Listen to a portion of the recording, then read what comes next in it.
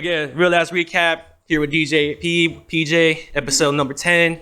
And I'll allow you to introduce it, bro. Yeah, it's DJ here. We're in a different location today. These are some of my friends I've known. I'll say 2 years plus. I know everybody individually, but I know them as Global Therapy, as you guys see. And I'll let them introduce themselves. But originally, I know Messiah through a friend of mine named Maki.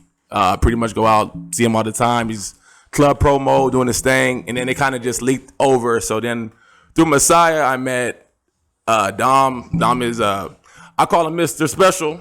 This guy has a very interesting background. So, with that same thing, whenever I go to these events, that's where I kind of meet these people. Then, lastly, I met Danny G, which is a amazing DJ that, guys said, you guys are a nice team, goes by Global Therapy. I'll kind of let them describe themselves and introduce themselves. So, let the world know how you guys are, or who you guys are. So, Messiah, you want to go first? Oh, hell yeah. All right, Messiah Lanyi, Afro Entertainment, co-founder, Global Therapy, Afro Mantis, everything. We're all together. I do club promo, event management, curating. Now I've added stage management for celebrities. I do it all. I do it all. But we're just here hanging out. See what we're gonna get out of this. Well, my boy. Yeah. So I'm Dominic. My Instagram's Dom Blossoms. I run the Global Therapy page, and we do like the production, management, and entertainment side of it, and then help manage the Afro Mantis crew, which Danny is one of the founders of. And we throw the events. Yeah, Afro Mantis is a collective of DJs and producers, and then I help manage them and do the events and all the production, curating. Danny and I tag team all the creative side. Nice. And then Danny, Yo, what's up? My name is Danny G. DANNIG for all medias. I focus on the music aspect. And I started off from Mantis. And it's been a while. Since 2 years? 3 years? We're on our almost third year at the end of the year. Yeah, we started with that convention. When we went to the talks. Right. Yeah. Our first event with Afro Mantis was Summit series, like the big TED Talks. It's for like rich people. It's like $5,000 a weekend, and then they wanted some culture, so we brought like DJs from South Africa and like homies, and just kind of it was cool. Before I let Johnny, I'm glad that you guys clarified that real quick, because as I said, I know Messiah for longer than you guys. Well, it's always been, you've been doing stuff with like Afro. So yeah, first of all, I guess what I could say best way is I see stuff like Afro Panda, Afro Mantis. So I think it was always confusing, like, okay, who's who? But I like the fact that Dom and Danny G clarified Afro Mantis is something they started. So just happened real quick. So before I met them and you guys came, you guys out. Who were you a part of? And Afro. So my main company is Afro Entertainment. Which means, what is Afro? Because a lot of people don't. So yeah. So when we started Afro, it was supposed to be Afro with it was started as a clearing and forwarding company. It's actually a logistics company. My co-founder Joseph, shout out to Joseph, he lives in Kenya now. When he started it was a logistics company. And one day we went to an event, I'm not gonna say which one, and we spent a lot of money, and we realized we know everybody now because people come to our house and whatever. We said, hey, let's do a party. Then it ended up us buying a small little lounge, Secret Society. That's why we came with the name Secret Society. It was really small. USA. It was really small. It could only fit like 150 people. So we used to sell exclusivity then. So people would be like, hey, can I, I'm going to try and come in, whatever. People would be paying like $200 just to get in, right? Gotcha. But for us, we were building a social club because when we began, I wasn't interested in doing just that. I wanted to do talent management, artist management. We were building a studio in the back. So some things happened, legal issues, police issues, and we ended up closing Afro. And my partner moved back to Kenya, better opportunity. And a few weeks later, after we dealt with the police and everything else that was happening, right? People were like, "Hey, Messiah, what's the next party?" And I'm like, "Oh, I don't know. You know what I mean? So I started like tapping with the people who used to rent our place out. We started with Next Gen, with Wolfpack Entertainment, you know, Shata Crew. Right. And then, you know, it just went on. And then here I am moving from trying to do talent management and whatever to being a promoter. You know, for a long time, I used to hate that. I do a promoter. I'm like, nah, you know, I'm not a promoter, you know? Yeah. So it's just one of those things. And then I met these two important people, you know, where they showed me another side that had nothing to do with that, because all I was doing was just hip hop. And then I started being like, let me do some Afro beats. And then we came to this place called, I wouldn't even call it a gray area, but we had this place where we can attract both sides of the spectrum when it comes to Afro inspired music. The happy medium. Right, the happy medium, you know. I love hip hop. I shout out to all the people that rap out here. They're my people. You rap twice here. Never. You gotta listen. You will not catch got me two tap mixtapes. dancing for nobody. He has 2 mixtapes out there right now. Go ahead, though. I'm sorry. Yeah. So we're this happy medium, you know. Like we're very intertwined now. Like if you have Afro Mantis, you have Global Therapy, you have Afro. Like, you know, we're now kind of intertwined. We still have our identities, but you know, like their people can speak on my behalf. You know, like we have totally like mostly the same ideas, the same general direction we're headed to. You know, I see that too,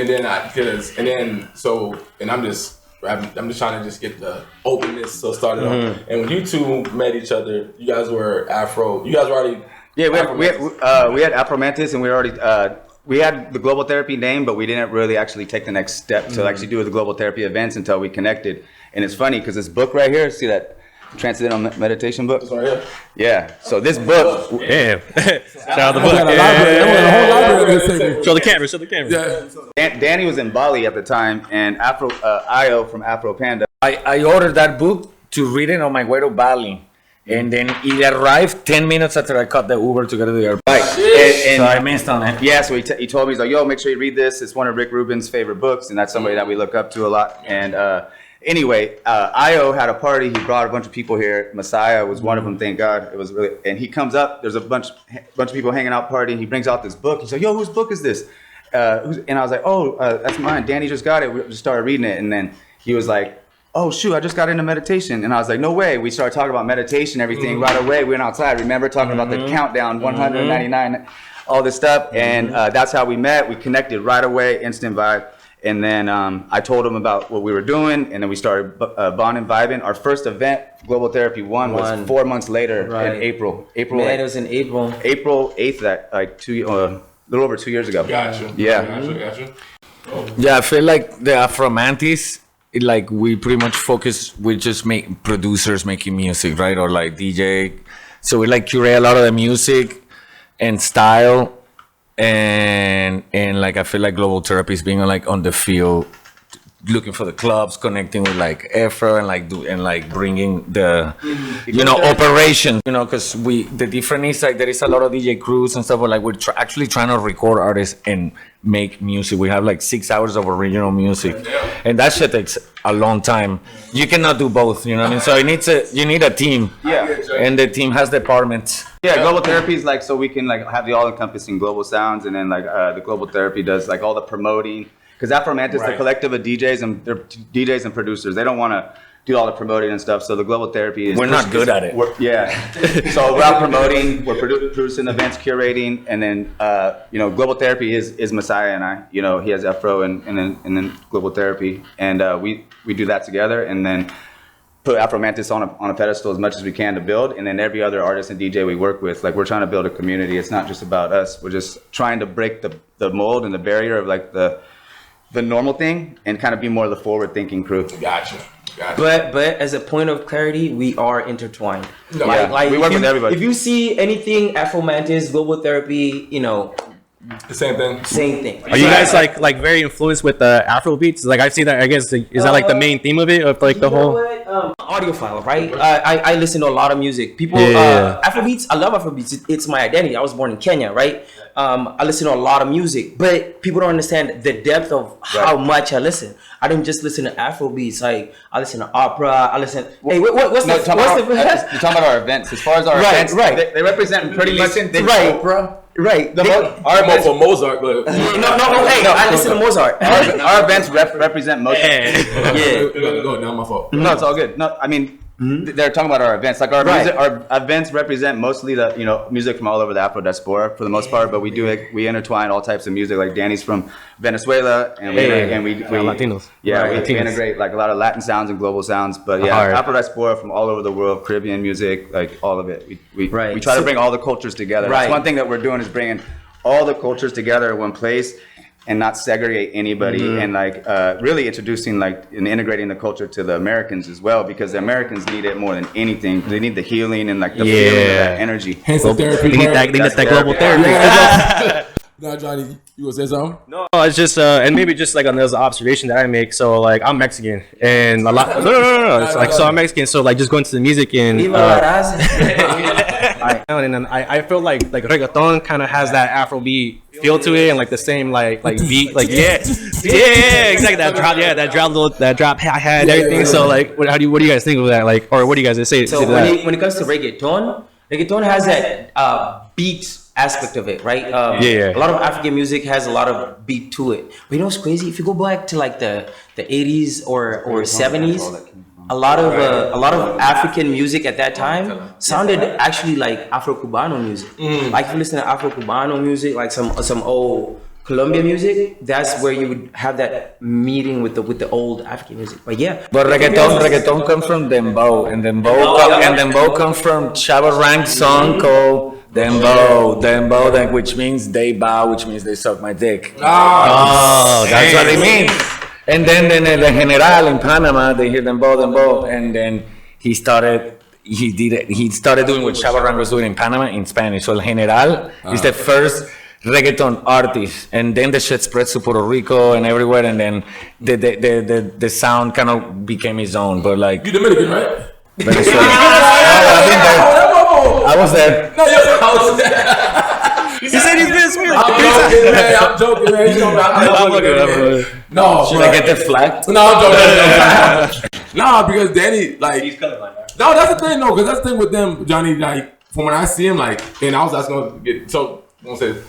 When I first met Dom, I was like, damn, I'm like this. You know, obviously Dom is, Caucasian. Yeah, I'm saying white. But I was like, this boy got love for the culture, though. No. But my thing is, it's not about the color, it's the fat though. Cause like even in like Africa, where people say like North Africa, they try to be different from like South, right? I heard about this. The whole like colors and things. So I'm like, damn. So I see Dom like this motherfucker after the color, like this motherfucker, he is what he, like he's in it, and I love that he be knowledgeable with everything. So there's like he might be one of the first people I can actually say, like when I moved in, I was like, I ain't seen the color with him. It's like he was really with it, and I've never seen that before. Because sometimes I go like to the office on like Sunday night. Again, I ain't taking no shots at somebody, but they have like these like reggae nights, and it's like I see these numbers like, you motherfucker look a little bit unseasoned a little bit. Yeah, it's like so. I don't know, but so I'm saying this to say, Dom. I guess I can ask you one thing, like, how did you? And you gotta get a long way, but how did you even get like were you always into this type of culture in the sense of like through like the music, or was it just? Well, I've always been into like I grew up in like South Sacramento. Shout out. But I grew up, Shout out to the hip-hop. Sac. I grew up with hip hop and reggae and R&B. Like that was like the main things. I didn't even get into live music till I got older. You used to sing R&B too? I don't know. Oh, no, go ahead. But I grew up with all that music, and always been around culture. Like my whole life, I was around, every culture you can imagine. Asians, Black. Like my grandparents were immigrants from Italy. But anyway, got into music. My whole life, I've always been chasing like good vibes, good music. But Danny and I have been friends for almost a decade now. But I've been like a huge fan of him before I started like really helping him manage, take his shit anywhere. And we always had the same taste in music. And him being a producer, DJ, he's always finding the new shit. And he kind of got into a genre, like he was playing Amapiano like way before he even knew what it was. But he started digging into it and learned about the culture a little bit. And then we started learning about this genre, going down the rabbit hole. And then the Amapiano kind of took in this whole new world of music and everything. And then just the vibration, the sound of the music, how it makes you feel and everything. It's like, it's one of those things like everyone's got to feel this. And then being like blessed to be around the real Africans from Africa to like dance and vibe and share that energy. It's like, it's no better feeling. So like, that's why I come in and want to bring that in. Cause like, I just know it'll help everybody come together. You doing the damn thing. I'd be like, this man, working though. Get into no global therapy right now.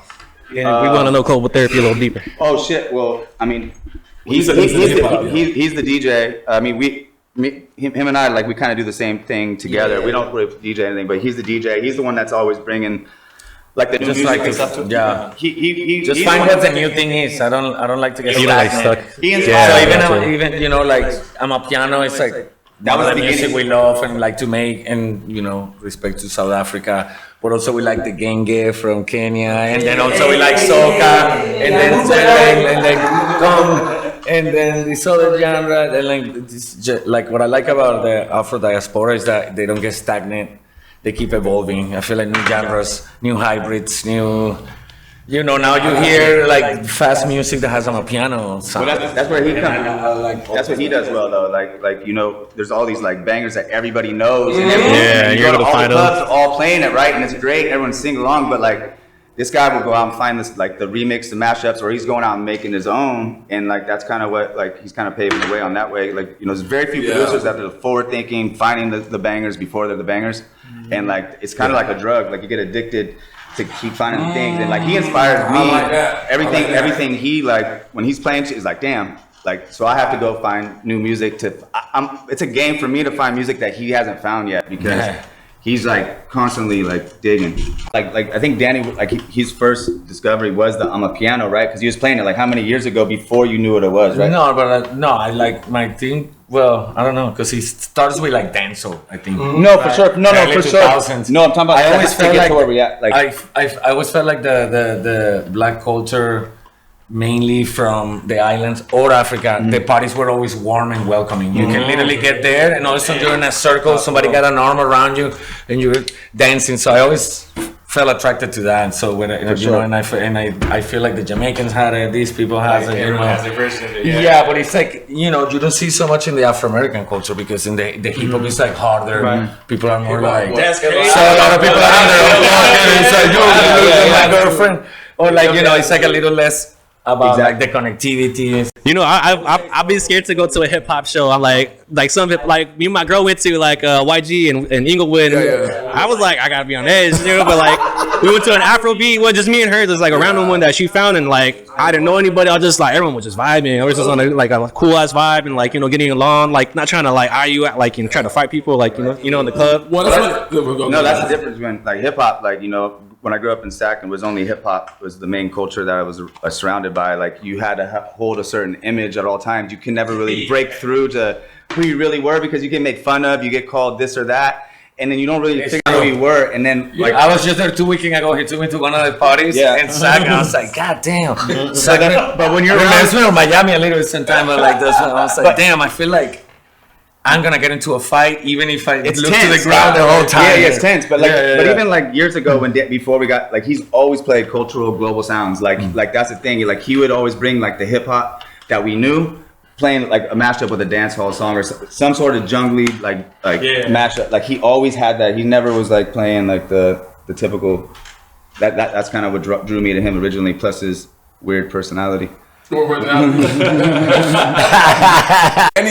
Danny's is but I love one thing. I'll give you guys credit. I'll start with Messiah. Is like when I first moved there from Florida, you know, me being Haitian, I ain't see Haitians like that over here, bro. I did not see him. Really? It was like I ain't see him. And then when I met, no, I didn't see him. I'll go like see him. Why not see him? DJ Bobby. No, yeah. Oh, shout out to him. From the West. Yeah, the king. No, but like so when I first moved there, 2017. You know, for the first few years, I didn't think that stuff was even over here, boy. And then you know after COVID hit, then I started going out. When I met Messiah and then I met Maki and them, I'm like, damn, I saw these Haitians because they used to go to the what was the one spot called? So that was a party of Caribbean Pleasures. Yes. It was a party after party because we used to do hip hop and then we just stopped. You know, we switched up, and DJ Vag started doing party after party where we'd incorporate everything. Honestly, for the longest time, everybody like I would go talk to people in Vag's party and they started speaking to me in Creole. I'm like, nah, I'm actually from Kenya. They're like, no way. Everybody thought I was Haitian. When I met this guy, bro, this man said Haitian. Oh, you're not Haitian? I thought he was this whole time, bro. You kind of made it that way, bro. when I met this, listen, when I met this guy, Hey, you guys take that as racist? Like they're like, oh, that's racist, bro. I'm Kenyan. Like, not. no, when I first when I first met Messiah, bro, remember this? I'm Haitian too, right? Yeah, when I first met this man, you know, me being here, I didn't have no Haitian food in a while. Messiah had all the Haitian food on deck. I'm like, how you get his food from? I'm like, nah. I was like, who do you know over here? He was like, I know Haitian. I'm like, do you? That boy told me just come out one night. I go out, I see all that. I'm like, y'all playing hide and go seek. So now that's the first thing. But remember, back in Florida, Caribbean scene, Haitian, Jamaican, Dominican, everything. Right. When I start seeing all three of them together, this is Miami Heat Big Three right here. Whoever is LeBron, y'all pick it, you wait, whoever. When I start seeing them, bro, that's when I start being like, damn, I'm only gonna go out with them because, you know, to be true, I was tired of hip hop for a little bit. I don't want to have to try to go fight somebody all the time. And so that's the crazy part. You said about, I think I'll just finish, my bad. No. So when I met them, which is the reason why I think I got love for it, like long term, or why it's been cool, because that's the thing that I was saying about Dom. It ain't on them, it's in them. Right. Danny G too. It's like them boys, the events they be going to, it's always this nice. It's like a nice African vibe, but everybody be from anywhere. But it's right. Love. So I'm like, if I want to go see that type of vibe, I gotta be around these mofos. So, but outside of them, but but for real, but outside of y'all, outside of freaking Afro Pen, Afro Mantis, how you call it, Timberlands, all that stuff, Nara, I don't see this vibe, bro. Hey, shout out to DJ HK Too Nasty, bro. That's a long name for DJ. He will disarm you. He gonna show up to the deck and start DJing like, wait, hold up, where's this guy from? He played the deepest of Afro beats, bro. Go ahead, dog. So far, HK Too Nasty, bro. Before we get into it, you guys got into like shout outs, sponsors. We're getting into it now while we're at it. We love San Diego. We like represent it. Let me tell you the best thing about Afro Mantis Global Therapy. Afro Mantis Global Therapy and Afro, we're now like a glue. We're in the middle of everything. You know what I mean? Get it. So you know what? We can start with hell yeah. All right. One of our first sponsors is Bonson's Water. This is actually the last sample bottle from Kenya. They're being bottled right at the source in Embu. Shout out to Ben. Ben is the owner. He lives in the US right now. It's actually a veteran-owned business. Boston's water, pure water, nothing else, and it is UV filtered. You know the science on this thing. Yeah, there's some people, right? Where can they purchase this water? So right now we're working on the licenses to sell it back in the US. Okay. But right now they're primarily in Kenya. You can still get a special order, but we're not flowing it in as steadily as everything else. But Bonson's Water, man, look up it, man. Try that thing after this. Oh hell yeah, we will all have a sip of this. Danny G, what you got right there, baby? Hell yeah. Yo, this is my boy John. I don't know if he UV filters it. But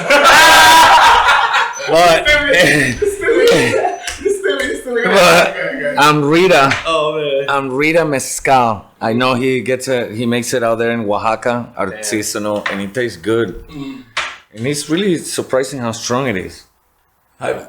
Yeah, like y'all got like 45? Yeah, last weekend we were drunk at the beach. No, but like the thing is, it tastes sweet and smooth. Right. It's a ninja. It's a ninja. Y'all gotta let me try this after this, man.